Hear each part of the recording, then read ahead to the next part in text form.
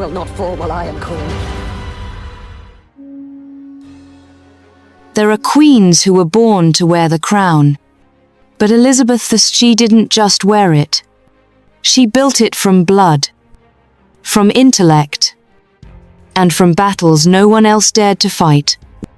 In an age where women were not allowed to raise their voices, she made the world fall silent to listen. Not because she was the daughter of a king, but because she made the throne tremble with every decision she made. She didn't need a king by her side to legitimize her power, no royal wedding to win the hearts of her people, and certainly no one's permission to become one of the greatest rulers in the history of England.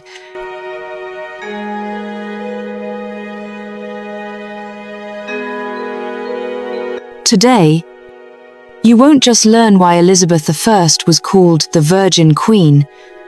You'll understand why she was a true badass queen, a timeless icon, a relentless warrior, and the final nightmare of anyone who dared to underestimate her. Stay with us until the very end, because the story you're about to hear is more than history. It's a declaration for everyone bold enough to rise, to be different, and to rule their own destiny. In 1558, when Elizabeth Tudor ascended the throne at the age of 25, England was in a fragile state politically and religiously. The country had just emerged from a period of deep turmoil.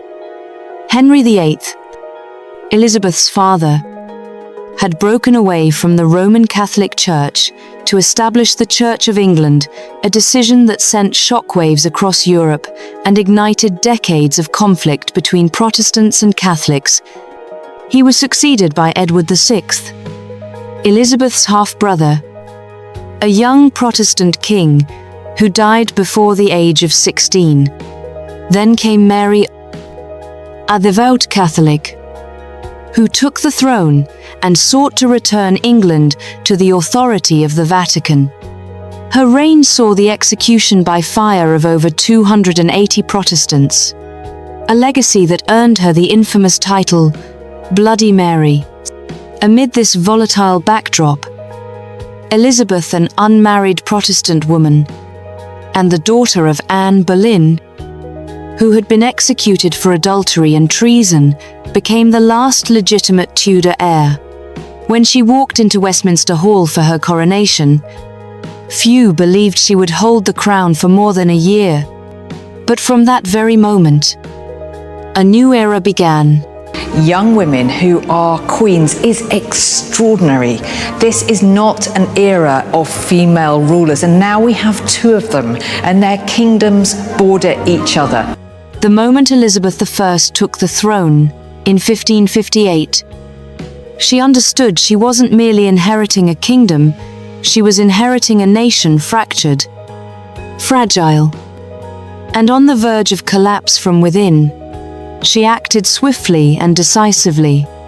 The Act of Supremacy was passed, reaffirming the monarch's absolute authority over the Church of England and severing all papal influence from English soil. It was soon followed by the Act of Uniformity, which established a standardized form of worship across the realm. No more religious persecution, no more burnings at the stake, no more choosing between life and faith. Elizabeth crafted a policy of moderation, where the only requirement was loyalty to the crown. Your undoubted queen!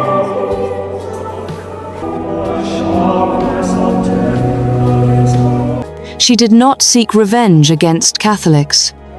She sought stability, because she understood a nation divided by religion could never stand against threats from beyond its shores. But politics extended far beyond England's borders.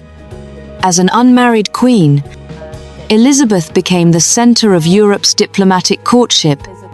Each marriage proposal was more than a gesture. It was a move in a global power game. She declined them all. She didn't choose a king, she chose power. No compromise, No shared rule. Remaining single allowed her full autonomy in shaping both domestic and foreign policy. She turned her singleness into diplomatic strategy, a sovereign both admired and pursued across Europe, yet ultimately untouchable. Still, charm was no shield against the dangers ahead. In the 1572nd and 1582nd, Pope Pius V excommunicated Elizabeth, declaring her a heretic. Catholic forces, both within and beyond England, began conspiring to overthrow her. Elizabeth did not fight back with armies. She fought with intelligence. Under the direction of Francis Walsingham, she built one of the most sophisticated spy networks in Europe. Dozens of plots were exposed, including the infamous Babington plot, a conspiracy to assassinate Elizabeth and replace her with Mary Stuart, Queen of Scots. Mary wasn't just a Catholic figurehead. She was Elizabeth's cousin, a woman of royal blood, and a constant shadow over the Tudor throne.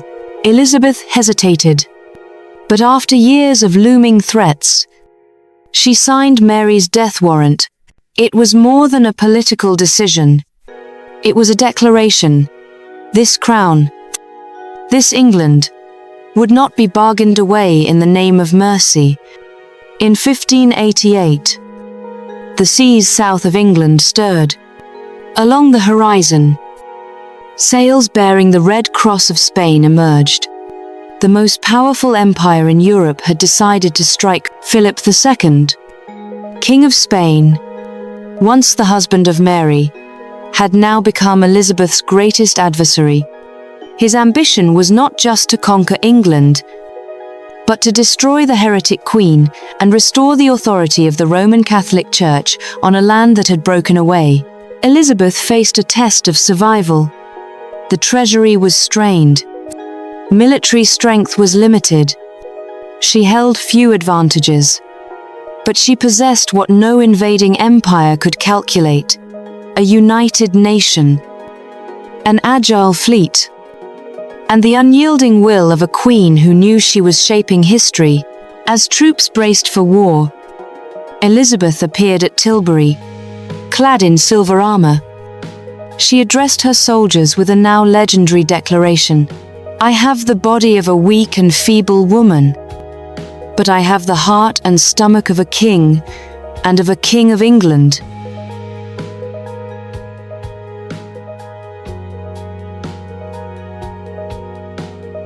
Victory didn't come through overwhelming force.